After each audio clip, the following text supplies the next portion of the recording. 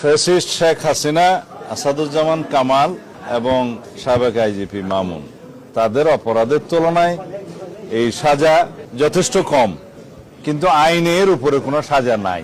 সেজন্য মাননীয় বিচারকগণ সর্বোচ্চ সাজা হিসাবে একটি অপরাধে মৃত্যু কারাদণ্ড দিয়েছে শেখ হাসিনার, আর একটি অপরাধে মৃত্যুদণ্ড, এবং অন্যান্য অপরাধগুলো বিবেচনায় নিয়ে তাদের সম্পত্তি বাজেয়াপ্ত। আসাদুজ্জামান কামালের মৃত্যুদণ্ড এবং আইজিপি মামুনের বিচার কার্যে সহযোগিতার জন্য তার সাজা কমিয়ে দেওয়া হয়েছে 5 বছর। তবে আরো অনেক মামলা তাদের বিরুদ্ধে আছে এবং সেই মামলাগুলো আশা করি ন্যায় বিচার প্রতিষ্ঠা হবে, সবাই সুবিচার পাবে।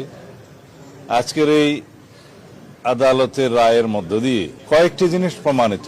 ফ্যাসিস্ট স্বৈরাচার যত শক্তিশালী হোক, যত দীর্ঘদিনই রাষ্ট্র ক্ষমতা অবৈধভাবে পরিচালিত করুক, ক্ষমতা ভোগ করুক, তারা একদিন না একদিন আদালতের কাঠগড়ায় তাদের দাঁড়াতেই হবে।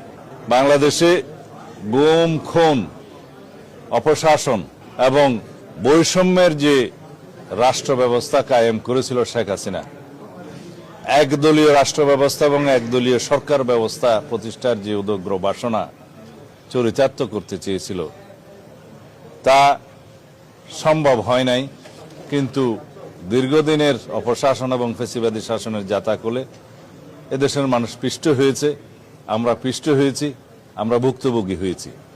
এই দেশের উন্নয়ন অগ্রগতি বহু বছর পিছিয়ে গিয়েছে।